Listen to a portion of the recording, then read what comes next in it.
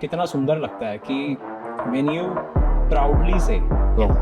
कि मैं अपनी फैमिली का पहला एंटरप्रेन्योर हूँ and that feel that you get after 8 years of hard work, Yeah. it really means a lot. India में चैट जीपीटी बन सकता है? Do you think do we have that sort of money in India? आज की date में India में जो startups हैं, क्या टॉप 3 रीजंस है जिसकी वजह से वो फेल होते हैं? Good founders, they will get into a bad market, will never be able to make a big business. Unique product के साथ इंडिया में प्रॉब्लम है कि यूनिक प्रोडक्ट इंडिया में चलते नहीं है.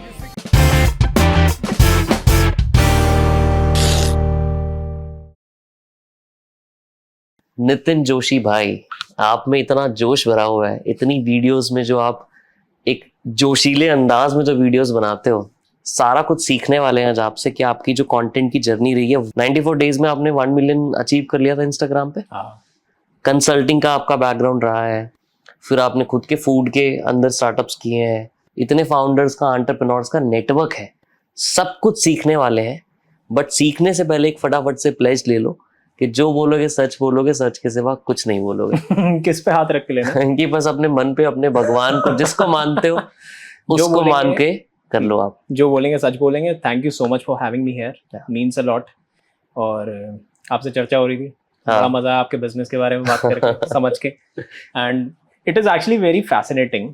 और कितना सुंदर लगता है कि व्हेन यू प्राउडली से कि मैं अपनी फैमिली का पहला एंटरप्रेन्योर हूँ and that feel that you get after 8 years of hard work, it really means a lot. I think ये जब आई थिंक इस चीज के लिए एंटरप्रेन्योरशिप करने का ना, वो आप कैसा कर रहे हो, क्या कर रहे हो, मॉनेटरी पॉइंट ऑफ व्यू से अच्छा ही कर रहे हो.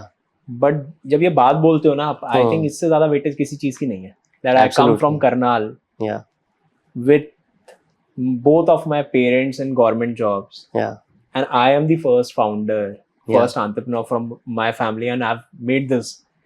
I think इससे सुंदर चीज नहीं हो सकती. Thank you so much.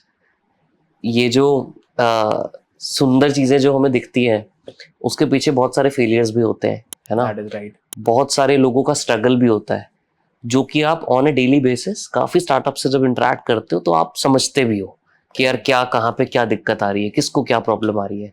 अगर मैं आपसे आज पूछूं कि आज की डेट में इंडिया में जो स्टार्टअप्स हैं, सबसे मेजर प्रॉब्लम क्या है, उनकी क्या दिक्कत फेस करते हैं, एसएमईज या स्टार्टअप्स की अगर बात करूं, क्या टॉप 3 रीजंस है जिसकी वजह से वो फेल होते हैं? Okay, so I think economical level पे, इकोनॉमिक्स पे ना, अगर आप मैक्रो पे देखोगे तो India as a country, when you compare it to the US और एनी अदर कंट्री, इंडिया में स्टार्टअप्स ना सिर्फ एक, आप ऐसा समझो कि यूएस में अगर स्टार्टअप कर रहे हैं ना, तो स्टार्टअप वहां का स्टार्टअप है. इंडिया में स्टार्टअप वहां का वो टर्मिनोलॉजी तो है, बट एग्जैक्ट सेम वैल्यू नहीं है. इकोसिस्टम में ही वैल्यू नहीं है वो. ठीक है, वहां के इकोसिस्टम में क्या वैल्यू दिखती है आपको? ये पुराना इकोसिस्टम है. इकोसिस्टम डेवलप हुआ है, वहां बना है, वहां के वीसीज, वहां के फंड्स समझते हैं. ठीक है, कि वीसीज का मतलब क्या है, वीसीज आए क्यों थे? बैंक्स तो थे. व्हाई डिड वीसी, इनकी एंट्री क्यों हुई, वीसीज की एंट्री क्यों हुई? भाई बैंक था, लोन देता था, आपको देता था. मैं धंधा कर रहा था, मैं बैंक से लोन लेता था. करेक्ट. वीसी क्यों आया? एक हैवी बेट लेने के लिए? नो, वीसी आया क्योंकि इंटेंजिबल एसेट बनने लगे, टेक्नोलॉजी कंपनी बनने लगी. टेक्नोलॉजी कंपनी में बैंक्स ने बोला यार किस बेसिस पे लोन दें हम? मैं क्या क्या है आपके पास? राइट, क्या एसेट्स है, क्या एसेट आपके पास? आप मेरे को क्या मॉर्गेज करोगे, आप मेरे को क्या कोलैटरल दोगे कि मैं आपको पैसा दे पाऊं? राइट. उन्होंने बोला मैं सॉफ्टवेयर दूंगा. उन्होंने कहा हमें समझ में नहीं आता, है ना. तो वीसी की इंट्रोडक्शन हुई, और वहां का वीसी का मेंटालिटी वैसी बनी over the period of time, क्योंकि वीसी से वीसीज निकले, वीसी से और वीसीज निकले. वीसीज वेंचर कैपिटल, जो लोग नहीं जानते उसको बताने के लिए. तो वीसीज की मेंटालिटी वैसी बनी कि you have to take bet on the startups who are doing crazy things. Chat GPT बना रहे हैं. करेक्ट. $11 billion की फंड है.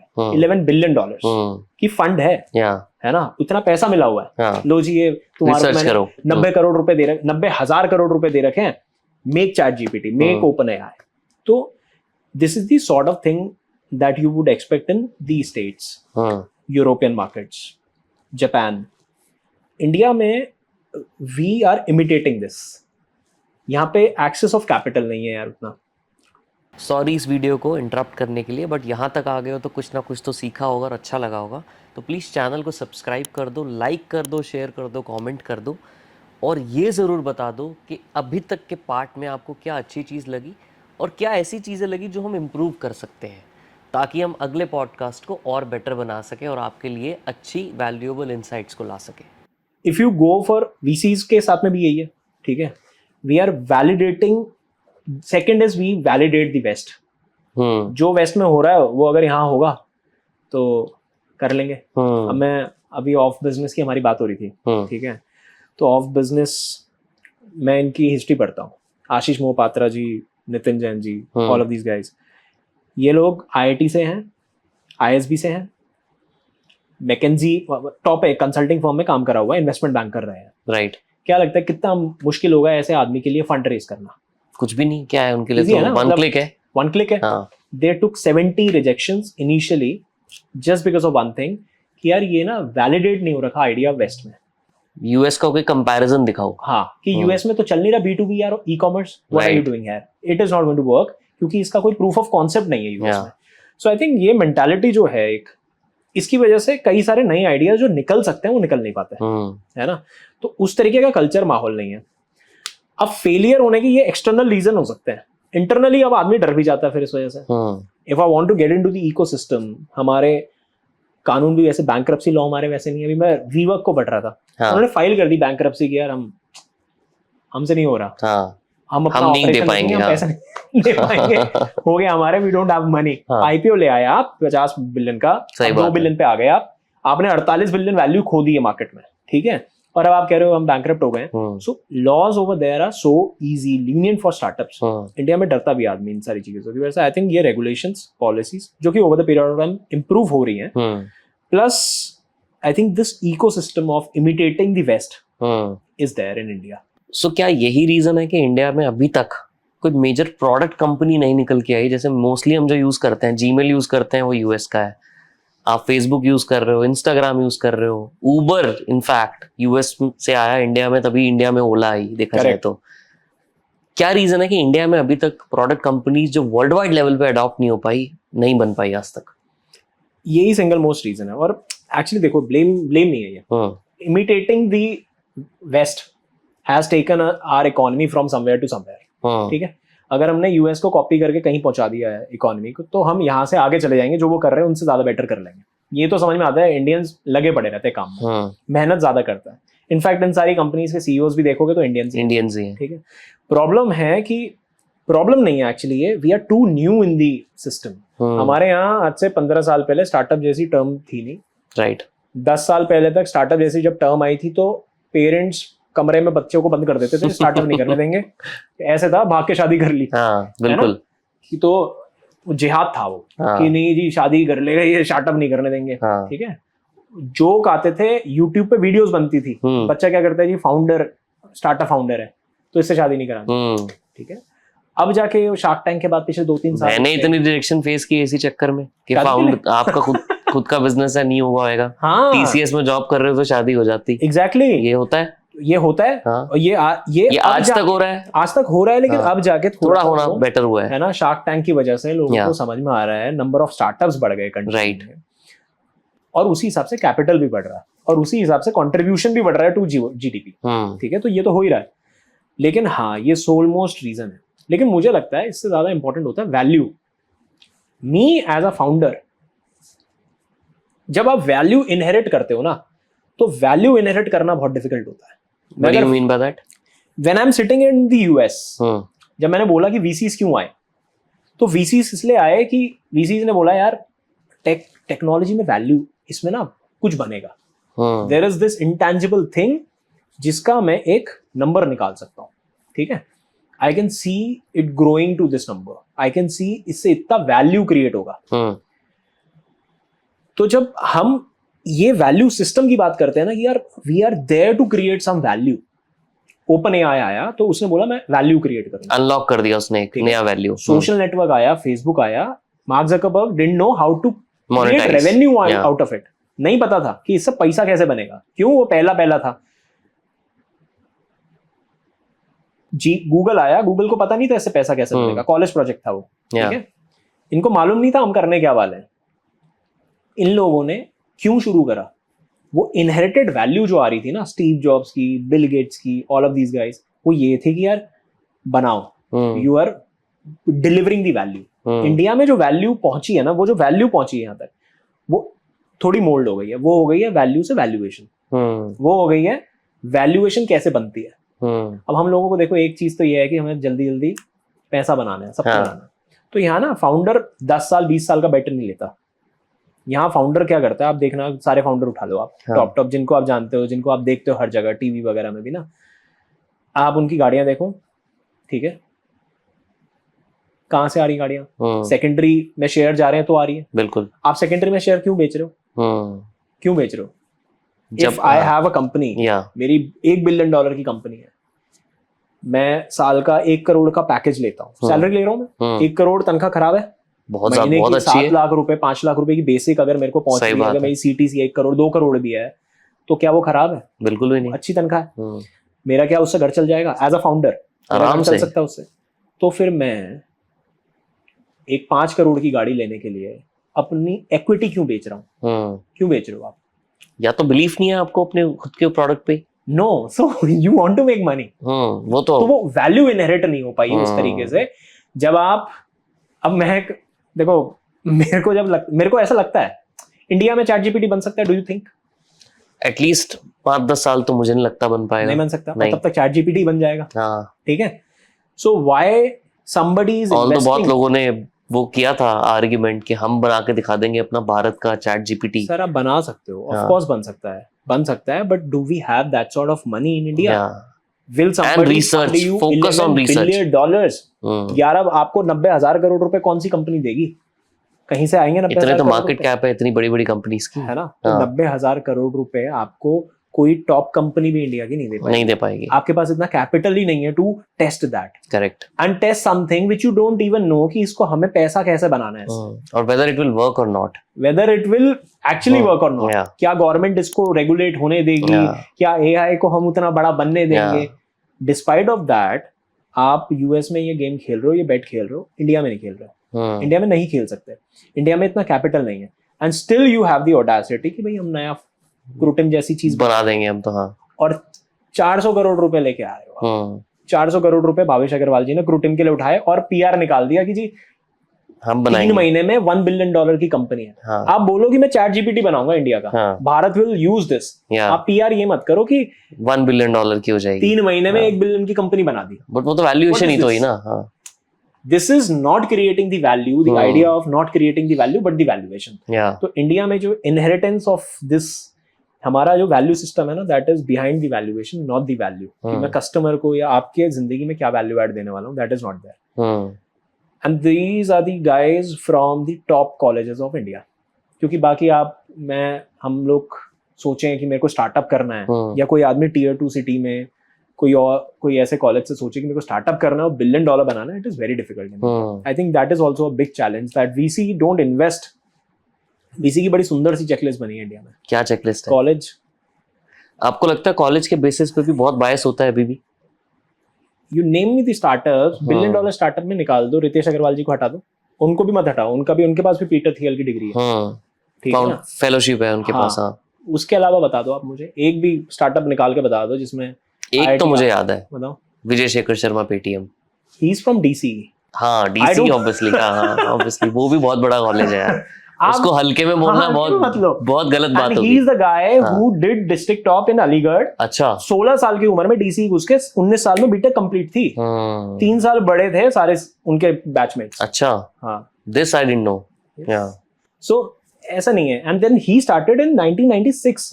198 में शुरू हुई थी। 1998 में शुरू हुई थी। Correct. And 198 से 2008 में पेटीएम आया। 2014 में फंड आया। बाकी तो आप देख लो, Flipkart IIT Delhi, Snapdeal IIT Delhi, Zomato IIT Delhi, Quikr IIT Delhi, most of these companies that I know of are from IITs or IIMs only. Yes, they are, और ISB. You'll find something, कुछ तो मिलेगा आपको, कॉमन मिलेगा। इनफैक्ट $500 मिलियन से ऊपर चले जाओ। और फिर इसी का नेटवर्क आगे जब बढ़ता है, वापस से फिर इन्हीं कंपनीज, इन्हीं एलुमनाई नेटवर्क के स्टार्टअप्स में फंडिंग होती है। फिर घूम फिर के वो साइकिल चलती रहती है पूरा। यही नेक्सस है और ये चेकलिस्ट है, ये चेकलिस्ट है, आप मान जाओ। इंडिया में ड्रॉप आउट बोलना बहुत अच्छा लगता है सोशल मीडिया में, मैं ड्रॉप आउट हूँ, गाड़ी आ गई। आपको क्या पता यार, 50 लाख रुपए की मैंने गाड़ी ले ली अगर कोई आज की डेट में, और मैं बोल रहा हूँ ड्रॉप आउट हूँ, मैं ये सुन रहा हूँ और मैं प्रभावित हो रहा हूँ इस चीज से ड्रॉप आउट बनने के लिए। यू हैव नो आइडिया, जो टॉपर्स बैठे हुए हैं वो IIT-IIM के निकले हुए हैं, जिन्होंने 50 लाख रुपए की वो एक बार सेकेंडरी में अपना 2 शेयर बेचेंगे ना तो 50 लाख की 10 गाड़ियां खड़ी होती है ना। आपने दीपेंद्र गोयल साहब की देखी गाड़ियां कितनी है? अभी देखी है मैंने, आजकल थोड़े दिन पहले भी उन्होंने न्यू ली है। एस्टन मार्टिन ली है 5 करोड़ की, लिम्बर्गनी उरुस उनके पास है, 6 स्पोर्ट्स गाड़ियां, अब 5-5 करोड़ की गाड़ी है, कौन खरीद लेगा मुझे बताओ? True, who will by this? 80 crore का भी लैंड लिया उन्होंने इन दिल्ली, आप ले लोगे? आप जस्ट इमेजिन कोई यूट्यूबर या कोई और ले लेगा? मतलब ही नहीं है ना, पॉसिबल नहीं है। And you could take that. बहुत सारे यूट्यूबर तो रेंट पे लेके घूमते हैं गाड़ी और बोलते हैं हमारी है। बिल्कुल करते हैं। सो जब ये होता है ना सर, तो पॉइंट मेरा क्या है कि ये क्यों हो पा रहा है, क्योंकि उन्होंने IIT दिल्ली करा है, ड्रॉप आउट नहीं है वो आदमी, ठीक है, या वो कोई ऐसे ही कहीं से भी पास आउट नहीं है, उसने एजुकेशन को वैल्यू करा है। तो जो छोटे कॉलेजेस से हैं, क्या उनके लिए होप है? आई थिंक होप है, बट उनको ये रियलाइजेशन होना बहुत इंपॉर्टेंट है कि मैं छोटे कॉलेज में हूँ। मुझे लगता है ये रियलाइजेशन नहीं है इंडिया में। वी शुड, हमें इंपॉर्टेंस ऑफ एजुकेशन होना चाहिए। बट एक तो हो गया रियलाइजेशन, मैं सॉरी इंटरप्ट कर रहा हूँ, एक तो रियलाइजेशन हो गया कि यार मैं छोटे कॉलेज से हूँ, शायद मुझे उतनी अपॉर्चुनिटीज नहीं मिलेंगी, शायद मैं ऐसा मान सकता हूँ। हाँ।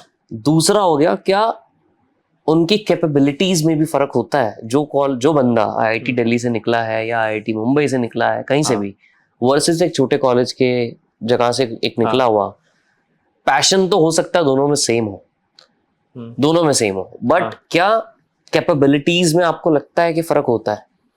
आई थिंक कैपेबिलिटी, डिसिप्लिन में फर्क होता है। अच्छा, सिर्फ डिसिप्लिन में फर्क होता है, कैपेबिलिटी तो डेवलप होती है। डिसिप्लिन में क्यों फर्क लगता है आपको? You talk to anybody who is getting 60-70% in college or school. You ask him कि क्यों बेटा तेरे 60-70% आ रहे हैं, तेरे क्लास का टॉपर तो 90 ला रहा है। So he'll justify this. He'll say मैं सिर्फ 1 घंटा पढ़ता हूँ। He'll say मैं तो पता है आपको मैं कितना इंटेलिजेंट हूँ, मैं एग्जाम से पहले, और आपने सुना होगा ये, है ना, कि मैं तो एग्जाम से सिर्फ 1 घंटा पहले पढ़ लिया, 1 रात पहले पढ़ लिया, 2 दिन पहले पढ़ता हूँ और मेरे 70 आ जाते हैं। आपको पता है टॉपर पूरी महीने पूरे साल लगा रहता है, तब जाके 90, तब जाके इसके 96 आते हैं। अगर मैं पढ़ने लगूं तो आप समझ रहे हो? आपको बताऊं मैं, ये 92 से 96 लाने में उतनी मेहनत लगेगी जितनी इसको 70 से 90 लाने में लगेगी। तो यू कैनॉट, ये नंबर जब बढ़ते रहते हैं ना, आपको पता है कि 99 परसेंटाइल और 99.1 परसेंटाइल और 99.9 परसेंटाइल की मेहनत कितनी है? बहुत, बिल्कुल, है ना।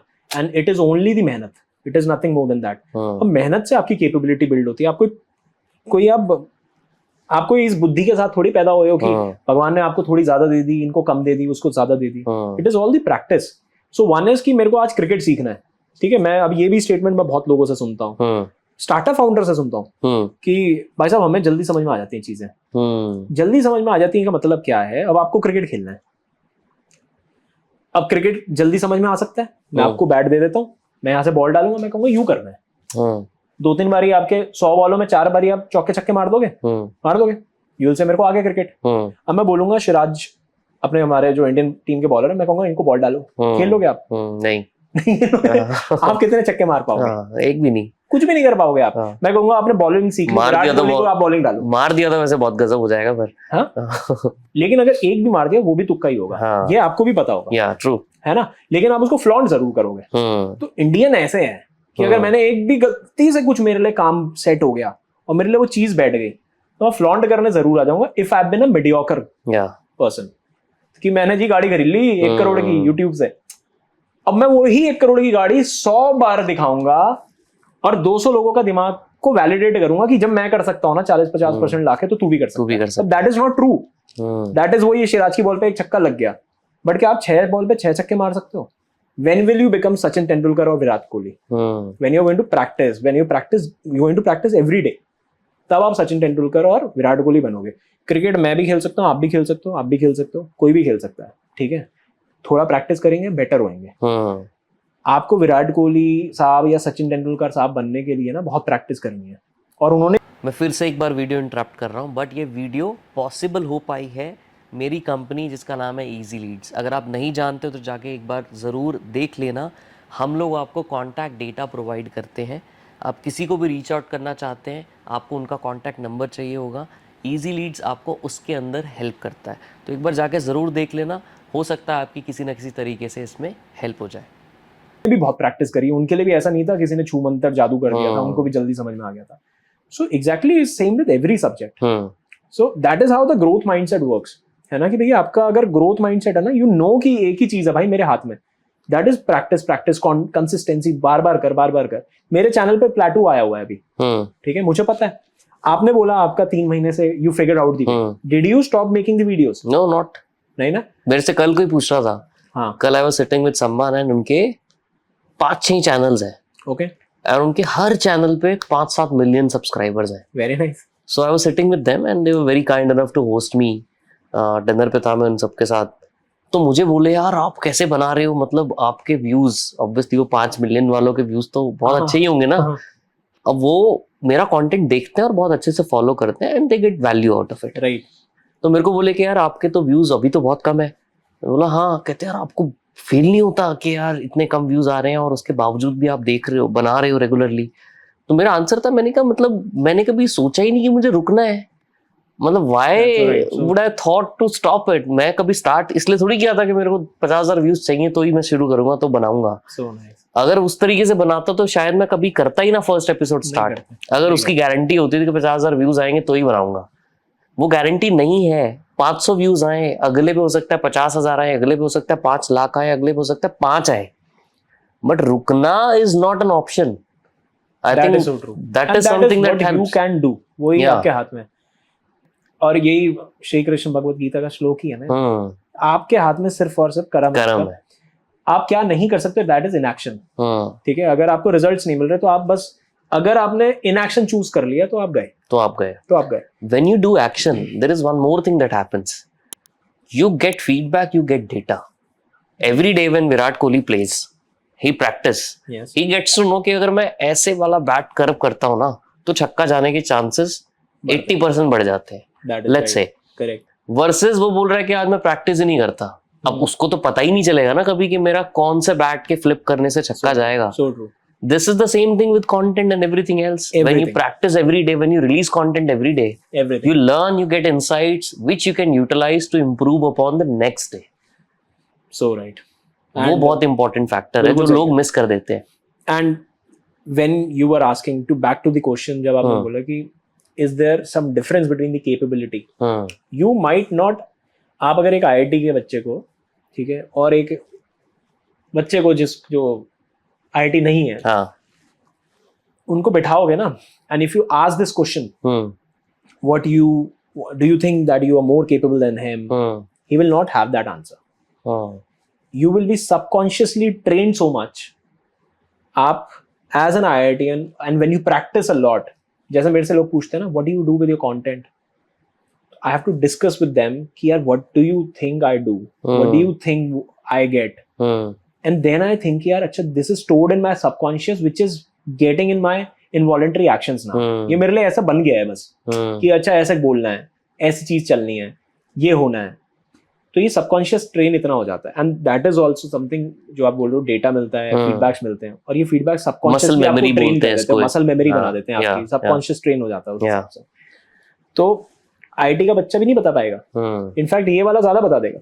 ये वाला उसका बुरा फील करा सकता है कि क्या फायदा हुआ तूने इतनी पढ़ाई करी। और आई हैव सीन पीपल, सामने वाला कहता है हाँ यार मेरे को भी लगता है कई बार। I had a friends, couple of friends we used to set, क्या फायदा हुआ यार तूने इतनी पढ़ाई क्यों करी। I had a friend from Kharagpur, क्या क्यों कर ली इतनी पढ़ाई, क्या मिल गया? अरे यार भाई यार अब मेरे को भी लगता है।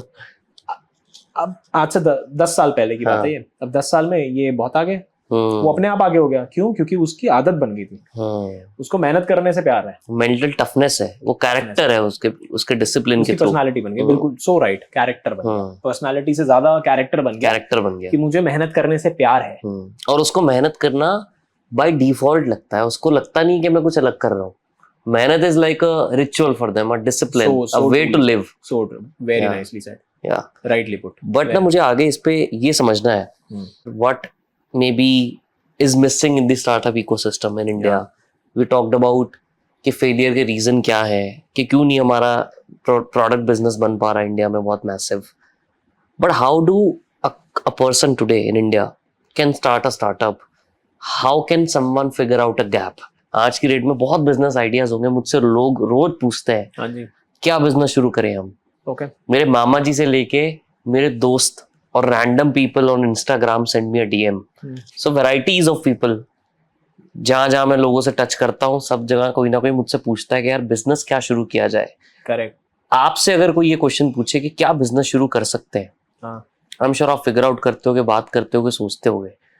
What do you advise what people can start today and how to find a gap?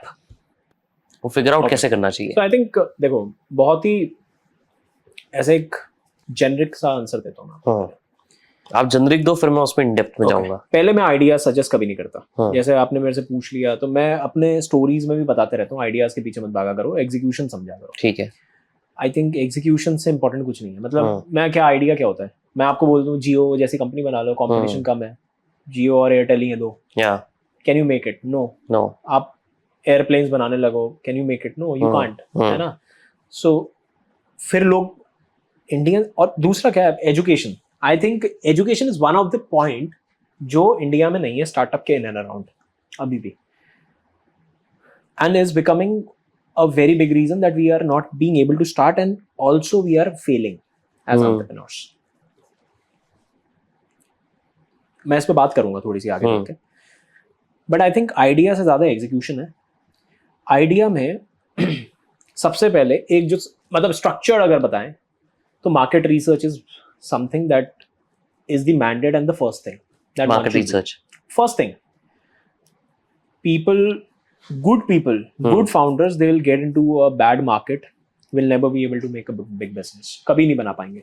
How do you figure out A good market? a good market versus a bad market? Good market will always be a sun-rising market. Will have a CAGR of at least 10%. Will CAGR. have a good compounded growth, year on year growth हाँ, होगी. लंबी बात बोलो, लोगों को समझ में आया ताकि तो हर साल का उनका एक ग्रोथ, उस इंडस्ट्री का ग्रोथ रेट क्या है? ग्रोथ होगा. लेट्स से मेरे को आज कोई इंडस्ट्री फिगर आउट करनी है, मेरे को कपड़ा बनाना है. ठीक है. अब ये इंडस्ट्री कितनी बड़ी है इंडिया में, ठीक है. लोग कहते हैं कंपटीशन बहुत है इसमें. मैं आपको बताता हूँ, अब ये अच्छी बात है कि कंपटीशन है. अच्छा. बिजनेस में अच्छी, जितना ज्यादा कंपटीशन होगा उतना ज्यादा वैलिडेटेड होगा कि भैया आप बिजनेस कर सकते हो. ठीक. क्या ये मार्केट इंडस्ट्री ग्रो कर रही है? क्या कपड़ा ग्रो कर रहा है? कम से कम 12-15% का कैगर होगा. राइट. डिजिटल में भी डिजिटल कपड़ा कम से कम 25% से ग्रो कर रहा होगा ईयर ऑन ईयर. D2C की बात करें, D2C की बात कर रहा हूँ मैं, कि डिजिटली अगर कपड़े बेचने की बात है, कम से कम 20-25% का ग्रोथ रेट होगा ईयर ऑन ईयर. ऑलरेडी भाई 50-40 हजार करोड़ का मार्केट 20% से ग्रो कर रहा है. So you have so much to eat. तो ये है आपका पूरा पिज्जा. ये मार्केट साइज है पिज्जा. जितना बड़ा पिज्जा होगा उसका छोटा बाइट भी आपके लिए काम करता है. जितना छोटा पिज्जा होगा उतना उसका कितना भी बड़ा बाइट ले लो आप, कुछ नहीं होगा. 50 करोड़ के मार्केट में खेलोगे, यू वोंट बी एबल, और उसका 10% भी ले लोगे, 5 करोड़ से ऊपर का काम नहीं बना पाओगे. वहीं 50,000 करोड़ के मार्केट में खेलोगे, उसका 0.01% भी लोगे तो 50 करोड़ का मार्केट बना लोगे. ठीक है. धंधा बना लोगे. तो लोग फिगर आउट कैसे करें मार्केट कौन सा कुछ. अब आप, ये तो है एक्सटर्नली कि एक्सटर्नली मेरे को करना क्या, फिर इंटरनली आ जाओ. आप देखो आपने अब तक क्या करा है. आपको कौन सी चीज में सबसे ज्यादा इंटरेस्ट आता है, जो आपको सॉर्ट बोलते हैं ना, स्ट्रेंथ वीकनेसेस. आपकी स्ट्रेंथ और आपके वीकनेसेस क्या है. अब मेरी स्ट्रेंथ में मैं अपनी चीजें देखता हूँ, मैंने क्या क्या करा हुआ है. मैंने क्या करा है, मैंने खाने का बिजनेस करा हुआ है. तो मैं क्या खाने का बिजनेस वापस कर सकता हूँ, है ना. अब मैं आपको, चलो मैं रियल टाइम एग्जांपल बताता हूँ. ठीक है. आपको अभी मैं पिछले 2 महीने से इस चीज में काम कर रहा हूँ. मैंने खाने का बिजनेस करा हुआ है, इज माई स्ट्रेंथ. मुझे ये समझ में आता है कि खाने का अगर मैंने आज बिजनेस चालू करा, मैं अगर QSR चालू करता हूँ, क्विक सर्विस रेस्टोरेंट चालू करता हूँ, 150 स्क्वायर फीट में अपनी दुकानें चालू करता हूँ, मैं 2 साल में 100 फ्रेंचाइज बेच दूंगा इंडिया में. ऐसा आपको लगता है? ऐसा मुझे पता है. अच्छा. ऐसा मुझे पता है, मैं कर दूंगा. मैं 40 आउटलेट 365 डेज कर सकता हूँ. ठीक है. अगले 100 मिनिमम फ्रेंचाइज कम से कम कर दूंगा नॉर्थ इंडिया में, दिल्ली, हरियाणा, यूपी, बिहार, छत्तीसगढ़, झारखंड है, मध्य प्रदेश. ठीक है, I understand the areas, I understand कि क्या, अब ये मेरे को मेरी स्ट्रेंथ समझ में आ गई कि यार मैंने खाना पहले करा हुआ है, I understand the operation, I understand customer को क्या जाना है, मेरे को उसकी सर्विस समझ में आती है, उसको एक्सपीरियंस क्या देना है वो समझ में आता है, मुझे धंधे के फंक्शन समझ में आते हैं, अब मेरे को बेचना क्या चाहिए, मैं नॉर्थ इंडिया में शुरू करने वाला हूँ, अब मैं गया मार्केट रिसर्च करने, मैंने कहा यार पिज्जा बेचना चाहिए, क्यों पिज्जा मिला मेरे को, करेक्ट, क्यों मिला पिज्जा, अब कोई रैंडम आदमी सोचेगा सुनेगा तो कहेगा यार पिज्जा सारी दुनिया बेच रही है, डोमिनोज से कैसे पंगा ले लोगे आप, अब तो लोकल ब्रांड जितने आ गए, लोकल भी आ गए, लापिनोज आ गया, पिज्जा गैलेरिया आ गया, पिज्जा गैलेरिया आ गया, रोम्स पिज्जा आ गया, इतने सारे आ गए, तो आप कैसे, मार्केट हैवी है, नाउ यू वोंट इमेजिन, हमने जब डेटा निकाला तो 86 आउटलेट्स पे 100 ऑर्डर्स हैं इन लोगों के, नॉर्थ इंडिया में 86 आउटलेट्स हैं तो 100 ऑर्डर्स हैं, 14 ऑर्डर्स एक्स्ट्रा चल रहे हैं। अच्छा, ठीक है, मैं आपको अगला डेटा बताता हूँ। रोल्स का देखा मैं कहा रोल्स भी तो कर सकते हैं, काठी रोल बड़ा अच्छा चलता है, और मुझे लग रहा था रोल पिज्जा से ज्यादा अच्छा मार्केट है। 100 ऑर्डर्स पे 100 रेस्टोरेंट्स पे 28 ऑर्डर्स हैं। अच्छा, 72 का डेफिसिट है। ओके, तो मुझे समझ में क्या आया भाई, 86 पे 14 यहाँ एक्स्ट्रा है, 72 यहाँ नेगेटिव है डेफिसिट पे, तो मतलब रोल्स का मार्केटिंग ही बन पा रहा। इंडिया, फिर बिरयानी पता था मेरे को, बिरयानी सबसे ज्यादा बिकी है जोमेटो स्विगी में, नॉर्थ इंडिया में नहीं बिकी, साउथ इंडिया में बिकी है, तो साउथ इंडिया में अगर करना है तो बिरयानी खोल ली। ठीक है, मैं कहा वड़ा पाव कैसा है, वड़ा पाव का भी डेटा डेफिसिट में आया, पिज्जा छोड़ के सारा डेटा डेफिसिट में आया, बर्गर का थोड़ा आगे भी थोड़ा 1-2 का अंतर आया। बट ये नंबर मिले कहाँ से आपको, मतलब ये आप खुद जाते हो? इफ यू सी, आप जोमेटो को भी देखोगे ना, जोमेटो अपने ट्रेंड्स देता है, जोमेटो का एक लिंक है उसमें ट्रेंड्स मिल जाएंगे जोमेटो का, जैसे अमेज़न है, अमेज़न का सेलर आपने देखा है? हाँ देखा है, उसके अंदर वो आपको कीवर्ड्स देता है ना, कि क्या क्या क्या बिक रहा है, क्या डिमांड है, सॉफ्टवेयर भी बने हुए हैं। ठीक है, so you look into the data, अब पता चल गया है पिज्जा बिक सकता है। अब मैंने ये प्लान ड्रॉप कर दिया क्योंकि मैं खुद पिज्जा नहीं खाता, मैं मैदा और चीज को खुद सपोर्ट नहीं करना चाहता। अब ऐसा ना हो कि जी मैं 2 साल बना लूं, ये 3 साल बनाऊं और 3 साल बाद मेरे को ये रियलाइज हो रहा है यार ये फंडामेंटली मेरा अलाइनमेंट नहीं है इसके बिजनेस के साथ। बट कुछ लोगों ने मेरे को इसके अपोजिट बात बोली, बताओ ना। सो एक फाउंडर है दीपांशु, ज़ैपफ्रेश नाम सुना होगा शायद आपने, it's a fresh meat brand. ठीक है, वेरी नाइस। तो उन्होंने मेरे को बताया कि यार मैं कोई मीट खाता थोड़ी हूँ या मेरे को पसंद थोड़ी था, मेरे को मार्केट साइज समझ में आई कि बहुत बड़ी मार्केट है। 15 से 20% रियल कैपिटलिस्ट। हाँ, 15 से 20% ग्रोथ हो रही है। Very nice. और एक गैप है जो मैं फुलफिल कर सकता हूँ, which is high quality authentic fresh meat. Others were selling meat जो कि फ्रोजन था। This is actually the true capitalism in nature. हाँ, very important for the country. हाँ, मेरा फंडामेंटल अलाइनमेंट नहीं है ऐसा। Okay. मेरे को ऐसा लगता है, now I tell you, I don't promote games. मेरे को 5-6 लाख रुपए पर रील का ऑफर भी आता है गेम्स का। हाँ, बट इससे भी ऊपर बताता हूँ आपको। I was sitting with one of the founder who is doing a GMV of 600 crores अच्छा, yearly while doing this games. He said कि ऑफलाइन चैनल बना लो, and we were discussing this, क्या से हो सकता है, क्या हो सकता है। ही सेड, तो मैंने उनको बोला, मैंने कहा ऑफलाइन चैनल क्यों नहीं बनाते? आपका 65-70% का मार्केटिंग कॉस्ट आ रहा है 600 की जीएमवी पे, 600 करोड़ की जीएमवी पे, you are not being able to make profit. 600 crore पे प्रॉफिट नहीं है। 600 करोड़ की जीएमवी है, अच्छा, 15-20% इनका रेवेन्यू है। ठीक है, तो 600 करोड़ का सट्टा चल रहा है उसमें। समझ गया मैं। हाँ, तो जीएमवी इतनी चल रही है, तो मैंने कहा आप 65% के मार्केटिंग कॉस्ट पे बैठे हो, 65% की मार्केटिंग कॉस्ट में, ये कॉस्ट 30% पे टूट सकता है। एंड आई टोल्ड हिम, मैंने कहा ये 30% पे ऐसे ऐसे टूट जाएगा, आप ऑफलाइन चैनल बना लो। ही सेड ये ऑफलाइन चैनल कैसे चलेगा? आई टोल्ड हिम कि एक ने चलाया था पहले, ठीक है, उसने थोड़ा स्कैम कर लिया लेकिन वो बंद हो गया। ठीक है, महादेव बेटिंग स्कैम, आपने सुना हो तो मैंने कहा उसने चलाया था ऐसे। ठीक है, I understand the market, I know how to create this channel and this can be done.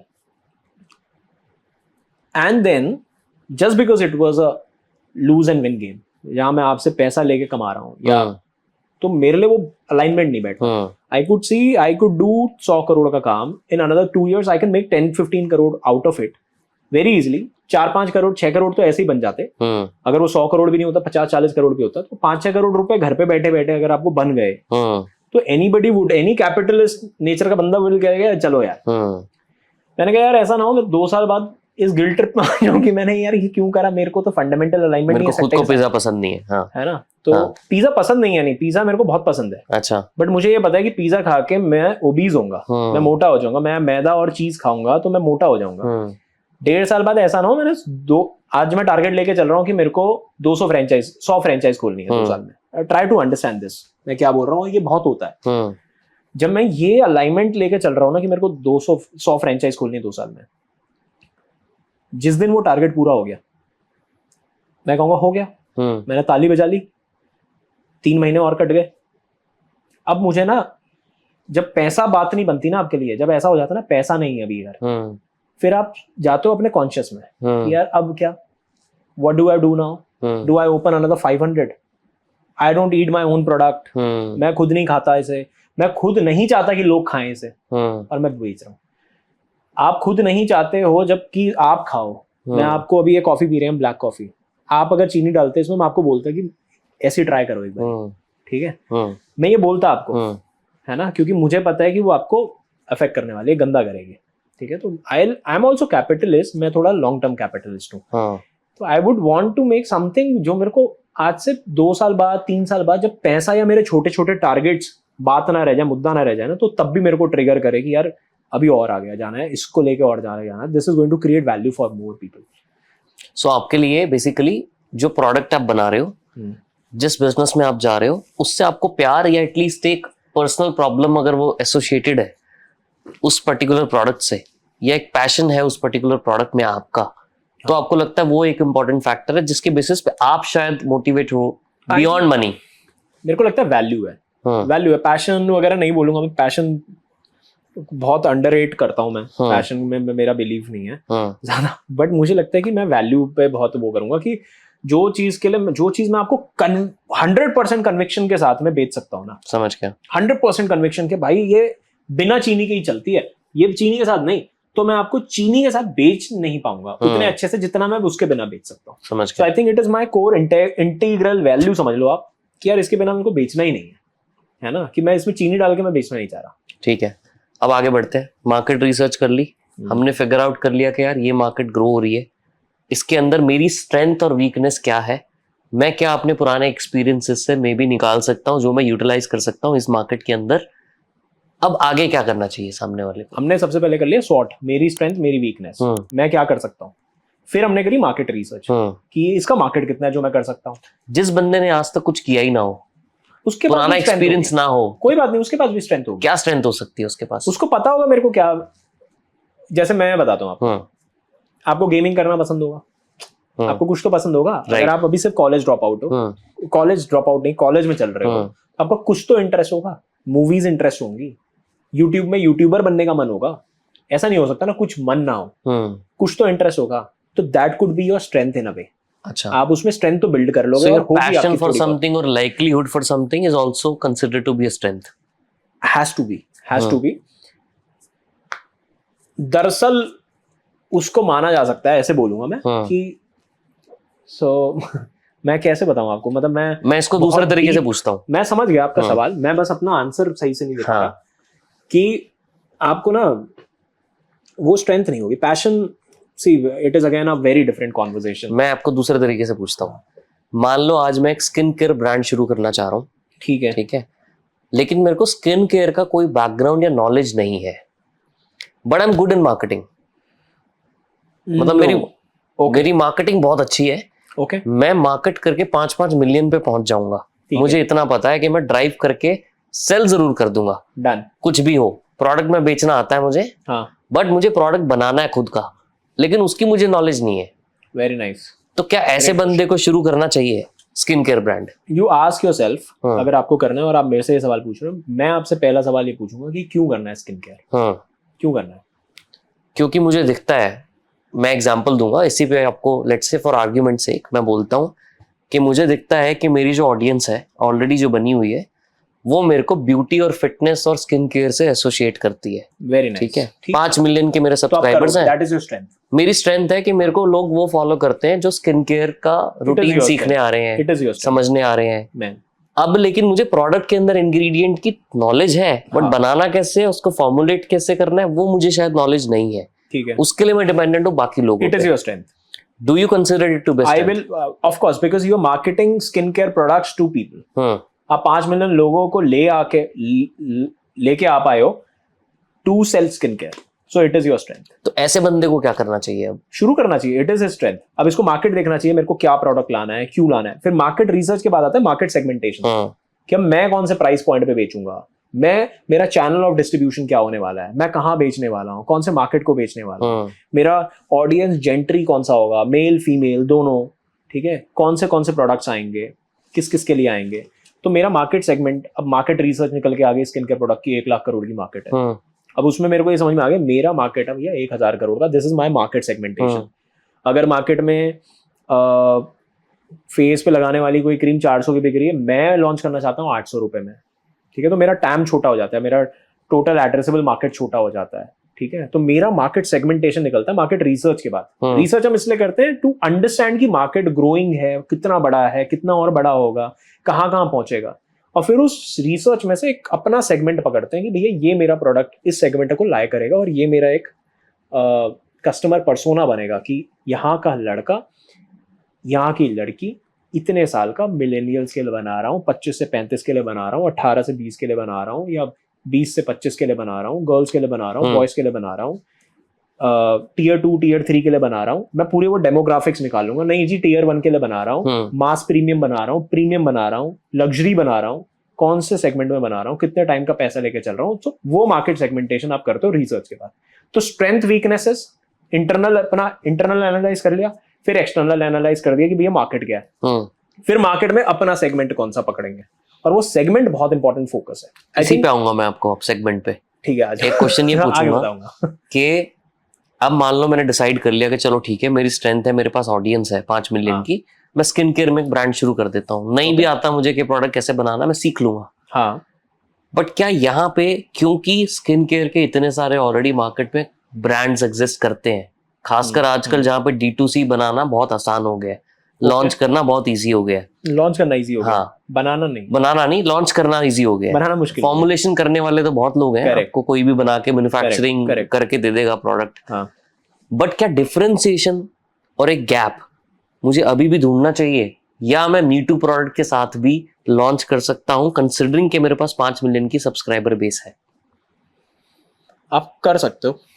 I think D2C में दो चीजें हैं. अगर if you are coming to the D2C and we are discussing online selling, this अपना grooming products, ठीक है, तो मुझे लगता है कि डिस्ट्रीब्यूशन क्रैक करना आज की डेट में, you talk to the people who are doing D2C for last 1 year. आप 2014, 15, 16, 17, 18, 19 वालों से कंपेयर मत करो. तब का D2C आज का D2C में बहुत फर्क है. हाँ. है ना. क्यों हो गया फर्क? क्योंकि अब D2C बहुत आसान है. अब D2C पे एजुकेशन है, D2C के एक फंडामेंटल स्ट्रक्चर बने हुए हैं.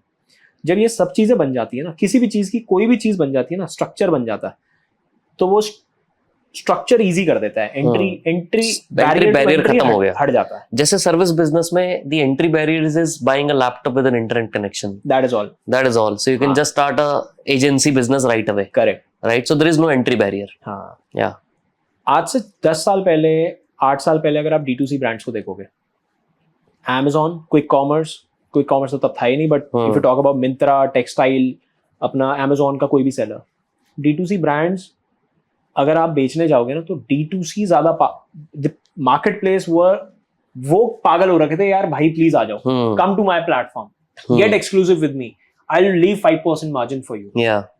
That is not the case today. अब तो 45% कमीशन जा रही है Amazon पे बहुत लोगों की. क्यों हो गया ऐसा? नेगोशिएशन, इनका नेगोशिएशन बहुत बढ़ गया. आपकी पावर बढ़ गई है. आप नेगोशिएट कर सकते हो सामने वाले ब्रांड के साथ. आप नए ब्रांड हो, ठीक है, आप ये 5 मिलियन वाले सब्सक्राइबर हो. I will tell you something about this. D2C में दो ही चीजें क्रैक हो रही है, प्रोडक्ट या डिस्ट्रीब्यूशन. दोनों में से एक भी कर लिया तो भी आप रॉकेट हो. ठीक है. प्रोडक्ट क्रैक करना इस वाली कैटेगरी में इतना डिफिकल्ट है जिसका कोई हिसाब नहीं. ठीक है. आप 10 साल 12 साल पुरानी कंपनियां जो अब IPO भी निकाल चुकी है, उनके बारे में बात करोगे, उन्होंने प्रोडक्ट पता नहीं क्रैक करा नहीं करा, बट उन्होंने डिस्ट्रीब्यूशन क्रैक करा था ऑनलाइन. मामाअर्थ, उन्होंने डिस्ट्रीब्यूशन क्रैक करा था कि हम ऑनलाइन चले जाएंगे. करेक्ट. आज क्या मामाअर्थ जैसी कंपनी बन सकती है? बहुत मुश्किल है. मतलब इतना मुश्किल है इतना मुश्किल है until unless वो ऐसा कोई कोर फंक्शनल प्रॉब्लम ना सॉल्व कर रहे हो जो मामा अर्थ नहीं कर पा रहा. एग्जैक्टली. या प्रोडक्ट को इस कैटेगरी में डिफाइन करना बहुत टफ, क्योंकि मैं आज आपको क्रीम अगर दे रहा हूँ, क्या बोल के दूंगा मैं? वही तो ना कि मान लो ये आपको गोरा करता है, बट बहुत लोग बोलते हैं कि आपको गोरा करता है क्रीम. एग्जाम्पल है ये कि cream आपके पोर्स क्लीन कर देता है. आपको ठीक रखेगा. हाँ, अब शायद आपकी स्किन के लिए काम कर जाए, मेरे के लिए मेरे के लिए ना करे. करे. कब तक लगानी है, ठीक है, उसके लिए मुझे क्या नहीं करना. There are so many things. Correct. तो टू प्रूव द प्रोडक्ट ना, it is very difficult in this category specially. ठीक है, जहाँ पे टेंजिबल बेनिफिट इंस्टेंट नहीं है. Instant tangible gratification is not instant. Instant gratification नहीं है वहां पे. आपको ये प्रोडक्ट का डिफरेंशिएशन कुछ मुश्किल होगा समझाना. कुछ नहीं है. कुछ नहीं है, आपको एलटीवी नहीं आएगा. Second is distribution. अब डिस्ट्रीब्यूशन पहले सॉल्व होता था मार्केट प्लेसेस से, अब वो एक्सपेंसिव हो गया है. आप एक सिंगल SKU लेके जाओ ब्लिंकिट के पास, आपसे पैसे लेंगे वो. अच्छा, लिस्टिंग चार्जेस है ना 50,000 रुपए के. Right. Single SKU To list one single SKU, you have to pay 50,000 to Blinkit or and that is also I think per month, and that is also they are saying कि अभी हमारे पास waiting है 3 महीने की. अच्छा. So you have to wait for 6-7 months. रुके रहो. 4 SKU launch करोगे आप. If you are launching a brand, 3-4 product तो लॉन्च करोगे ही. कम से कम करोगे ना. बिल्कुल. बहुत ही कम से कम. बिल्कुल. 4 प्रोडक्ट लॉन्च करोगे. आइडियली तो 15 से 20 हो तो बेटर है. SKU में तो वो 15 से 20 चले जाएंगे. आप जस्ट इमेजिन, आप 10 SKU भी लिस्ट करने चले गए, आपको 5 लाख रुपए तो लिस्टिंग देना है. तो this is the entry today, which was zero, which was actually the other ways. कि यार हमें मुझे करना है, वो लोग देते थे क्या हो. ब्लिंकिट वाज सेइंग कि यार प्लीज आ जाए, आई विल गिव यू 5% का कमीशन कम कर दूंगा तेरा, 10% का कम कर दूंगा. So this is the power of distribution. Best part है कि 5 मिलियन का चैनल है इसके पास, तो इसके पास खुद का भी डिस्ट्रीब्यूशन है. Which is where I think कि D2C अब इतना ज्यादा ब्रांड्स के लिए डिसरप्ट हो चुका है. इतना ज्यादा उसने कर दिया. अब ये लिस्टिंग वगैरह भी चल रही है, सब कुछ चल रहा है. Now the other thing would be the content to sales, content to consumers. So C2C, L2C आ जाएगा, लाइव टू कंज्यूमर, कि मैं लाइव स्ट्रीम कर रहा हूँ, वहां से अपने प्रोडक्ट बेच रहा हूँ. So these should be the next thing जो इंडिया में चलनी चाहिए. और ये सब चाइना में, UK में वगैरह वगैरह चल रहा है ना. But you believe solving a problem should be the first priority for anybody who's wanted to getting into business versus having a distribution and selling a Me Too product? I think it actually depends कि आप खुद क्या करना चाह रहे हो, आपका fundamental believe क्या है. एज आई सेड, आपने बोला वो नॉनवेज बेचते हैं, मैंने बोला मैं पिज्जा भी नहीं बेचना चाहता. That is the value difference that I and the other person you were sitting with we had, right. तो कोई कहेगा, और मैंने आपको इनिशियली बताया इंडिया में वैल्यूएशन, हम लोग क्या इंस्टेंट ग्रेटिफिकेशन, आपने अभी बोल दिया. As consumer if you are instant gratification चाहिए अगर एज अ कंज्यूमर, तो फिर एज एन एंटरप्रेन्योर भी हमें इंस्टेंट ग्रेटिफिकेशन चाहिए, क्योंकि वो हमारा कोर वो है. सॉल्विंग अ प्रॉब्लम इंडिया में, प्रॉब्लम सॉल्व के नाम पे देखो, मी टू प्रोडक्ट तो नहीं बोलूंगा मैं. जैसे you have made a great product, right, है ना, और प्रोडक्ट अच्छे बनते हैं, लोग अच्छे शिद्दत से बनाते हैं, इंटेग्रिटी के साथ बनाते हैं. बट उनको डिफरेंशिएट करने के लिए ना कंज्यूमर की आंखों से देखना बहुत मुश्किल है. बहुत मुश्किल है कंज्यूमर को बताना कि ये वाला प्रोडक्ट इससे अलग इसलिए है. It is very difficult. वो कंज्यूमर ही बताएगा आपको कि अलग है या नहीं है. और कंज्यूमर विल टेक एटलीस्ट 1-2 साल to understand why Nitin Bajaj ji का प्रोडक्ट एंड नितिन जोशी का product are different. And that is what branding is, right. तो कल ना मैं इंस्टाग्राम लाइव कर रहा था रात को, तो मेरे को ऐसे ही किसी ने पूछा कि यार मेरे पास एक ऐसा प्रोडक्ट आइडिया है जो बहुत यूनिक है. ओके. तो इसी लाइन पे क्योंकि बात हो रही तो मेरे को एकदम से याद आ गया, तो मैंने उसको बोला, मैंने कहा यार ये तू कैसे डिफाइन कर सकता है कि तेरा आइडिया बहुत यूनिक है. Very nice. ये तो जो खरीद रहा है वो बताएगा ना. एब्सोल्युटली. और उसकी सेल्स बताएगी. अगर वो सच में इतना यूनिक है कि उसकी डिमांड इतनी हो गई कि यार ऐसा प्रोडक्ट तो आज तक मिला ही नहीं, ये तो मेरे को चाहिए था, तो प्रोडक्ट मार्केट फिट तो अपने आप आ गया ना. यूनिक प्रोडक्ट के साथ इंडिया में प्रॉब्लम है कि यूनिक प्रोडक्ट इंडिया में चलते नहीं है. क्योंकि यूनिक प्रोडक्ट किसी को चाहिए नहीं. ये बहुत बड़ा प्रॉब्लम है. तो आपने कोई ऐसे एग्जांपल्स देखे हैं कि जो प्रोडक्ट ना चले हो, यूनिक प्रोडक्ट्स? क्योंकि आप इतना केस स्टडीज पे रिसर्च करते हो खुद के कंटेंट के लिए. I think what trends do you see in this space? In what space? In the space where you have seen a lot of failures happening because they were unique. Yeah, so ऐसे मेरे को example याद मैं नहीं आ आपसे ना रहा। उल्टे सीधे सवाल पूछूंगा। नो दिस इज हाँ। राइट। मेरे को ऐसे ना case study point of view से याद नहीं आ रहा, but I have seen people making talking about products. आप शार्क टैंक में उठाओ, कई सारे ऐसे मेरे को दिखते हैं। ट्रैवलर्स के आर्मपिट्स लिए के लिए रोलर बना रहा हूँ, फाउंडेशन बना रहा हूँ, लेट्स से या becomes a category, Yeah. but it is a fashion category, right? What is the category? There is no market. इधर पे मार्केट ही नहीं है। So when you think about creating market like these, ये थोड़ा सा गड़बड़ हो जाता है। स्कूल सिर्फ एक लास्ट बार आपको इंटरप्ट कर रहा हूँ, बट जाने से पहले कमेंट करके ये ज़रूर बता देना कि आप और हमारे पॉडकास्ट पे कौन से गेस्ट को देखना चाहते हो, सो दैट हम उनको इनवाइट कर सकें। और सब्सक्राइब करना और बेल आइकन को प्रेस करना मत भूलना। वाले बहुत सारे लोगों ने काम करा था, कॉलेज दुनिया का स्कूल दुनिया बनाने की कोशिश करी थी। It did not work out well, क्योंकि स्कूल का एक बहुत कॉन्जर्वेटिव बिहेवियर होता है, और स्कूल ना एक्चुअली एक एस्पिरेशन टू फंक्शनल स्कूल्स हैं देश में, और जिनमें एडमिशन पैसों के बलबूते पे होता है, राइट। तो वो पॉसिबल ही नहीं हो पाया स्कूल दुनिया बनना। ठीक है, अब इतना सा डिफरेंस था बस कि भैया इन पे अगर 1 करोड़ रुपए हैं तो अब इनका बच्चा कितना भी नालायक हो, ये बेस्ट स्कूल में भेज सकते हैं, और इन पे अगर कुछ भी नहीं है और इनका बच्चा कितना भी होशियार हो, ये नहीं भेज सकते। कॉलेज में ऐसा नहीं है। कॉलेज में जी आपके पास अगर अच्छा पैसा है, मेरे पास अगर गंदा पैसा है, अगर मेरा बच्चा अच्छा है तो मेरा बच्चा उस कॉलेज में पहुंचेगा और आपका नहीं पहुंचेगा। कॉलेज दुनिया वर्कड आउट वेल। क्यों? कॉलेजेस के लिए भी ये वो बन गया कि यार नहीं, हमें रेटिंग चाहिए, ऑल ऑफ दैट। स्कूल को पैसा चाहिए, तो स्कूल दुनिया डिड नॉट वर्क। तो ये ऐसा प्रोडक्ट बन गया जो इंस्टेंटली आइडिया लेवल पे ही इतना खराब था कि कोई भी पिक नहीं कर पाया इस तरीके से कि हम स्कूल्स को एग्रीगेट करेंगे, उनको रेटिंग्स देंगे। किसी को नहीं चाहिए रेटिंग, सबका अपना अपना हिसाब बना हुआ है, यूनिट लेवल अपना स्टैंड अलोन पे चल रहे हैं सारे। तो I think these are the ideas, और ये बहुत अच्छा आइडिया है। मतलब अगर आप सुनो इसको, सुनने में अगर आप लेमैन की तरह सुनोगे, सही बात है, if you don't have the insights of businesses, I think अब ये कितना अच्छा आइडिया लग रहा है। And you will find so many idea जो फंडामेंटली छोटी छोटी बातों पे नहीं एग्जीक्यूट हो पाते इंडिया में। तो टाइमिंग भी इंपॉर्टेंट फैक्टर है, बहुत बड़ा फैक्टर। टाइमिंग इज, आज की डेट में अगर आप एआई प्रोडक्ट लॉन्च करते हो इंडिया में, you can expect it to at least may have some life, but versus 5 year 10 year down the line previously, पहले आप करते तो वो शायद adoption उतना आना मुश्किल होता, क्योंकि आज की डेट में चैट जीपीटी ने इतना माइंडसेट चेंज कर दिया कि एआई कुछ होता है। वाओ। एंड मेरे पास इसका असली यूज केस है। I have a friend who was from IIM Ahmedabad. He was doing AI in 2015, just imagine. He was making a product on VR. We also created a product. वो augmented reality और virtual reality तब बना रहे थे। This. तो I was talking to him. He was AIR rank 30.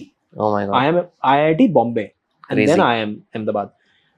ठीक है, मैंने कहा यार भाई ये what are you doing? What is this? Now you can't doubt him because intelligent आदमी तो है। He did it for 1.5 years. Could not raise funds at all. And then he had to join some company for job purposes. Now he has started doing it. मेरा market आया है. So time is that important. And you picked up the right example. मेरे को hit कर गया. हाँ. No, so हमने भी एक ऐसे प्रोडक्ट बनाया था, 2017 की बात कर रहा हूँ मैं. So we called it EasyBot. मैं आपको बता रहा था उसके बारे में. The idea was कि यार, can we imitate a salesperson's job? Wow. What a salesperson is doing. वो क्या करता है सेल्स का बंदा? वो जाता है कि यार मेरी कस्टमर है, मान लो रेस्टोरेंट्स है मेरे कस्टमर्स, लेट्स से मेरे बिजनेस के लिए रेस्टोरेंट्स है जो मेरे कस्टमर्स हैं। अब सेल्स का बंदा क्या करेगा? रेस्टोरेंट्स ढूंढेगा, ढूंढने के बाद ये देखेगा कि कौन से रेस्टोरेंट ऐसे हैं जो शायद जिनके पास पैसा हो, तो उनको ट्रैक करेगा कि यार इस रेस्टोरेंट ने आज ये नया रेस्टोरेंट लॉन्च किया है जी, या इसने आज नई ऐप लॉन्च की है जी, या आज इस रेस्टोरेंट ने नया मार्केटिंग कैंपेन लॉन्च किया है जी। तो उसको बेसिक लेवल की ट्रैकिंग करनी पड़ेगी टू गेट एन आइडिया कि यार टाइमिंग इस रेस्टोरेंट को रीच आउट करने की सही है नहीं है, इनके पास पैसे हैं नहीं है, ये ग्रो हो रहा है कि नहीं हो रहा है रेस्टोरेंट। सेकंड वो क्या करेगा, उसके अंदर ढूंढेगा कि टॉप एम्प्लॉय कौन है, ओनर कौन है, मैनेजर कौन है, ये सारा काम मैनुअली करेगा। करेक्ट। हमने इसका बॉट बनाया जो क्या करता था कि पहले वो आपके हिसाब से आपके लिए कौन से आइडियल कस्टमर होंगे उनको ढूंढेगा, उनको ढूंढने के बाद उन कंपनीज के ऊपर रिसर्च करेगा, रिसर्च करने के बाद फिगर आउट करेगा कि whether it's the right time for you to reach out to this company or not, basis on the intent signals. Okay. फिर वो ढूंढेगा उसके अंदर टॉप एम्प्लॉय कौन है जो इस पर्टिकुलर फंक्शन में, डिपार्टमेंट में काम कर रहा है, basis on what problem you are solving. अगर आप मार्केटिंग का सॉल्व कर रहे हो प्रॉब्लम, तो मार्केटिंग के बंदे रेलेवेंट होंगे। करेक्ट। आप टेक का कुछ प्रोडक्ट है जो टेक के लिए यूजफुल है, तो CTO would be the ideal person, right? Right. Depending on who you are trying to reach out or what problem you are solving. ये काम सारा उसने ऑटोमेट किया। तो इसमें इतना मेजर यूज था एआई का, because entire information gathering and making sense out of structured data was all done through AI and LLMs. Okay. But back then there was no LLM, no chat GPT. That is true, right. But timing again was imperfect. So that product failed. आज की date में अगर हम same चीज करें तो adoption will be 10x higher. It will be. तो timing is a very very crucial factor जो हम बात कर ही रहे हैं. It is. अब मैं बात करूंगा, मैंने बहुत बात की startups, consulting, all of that. Now I wanted to talk about your content journey.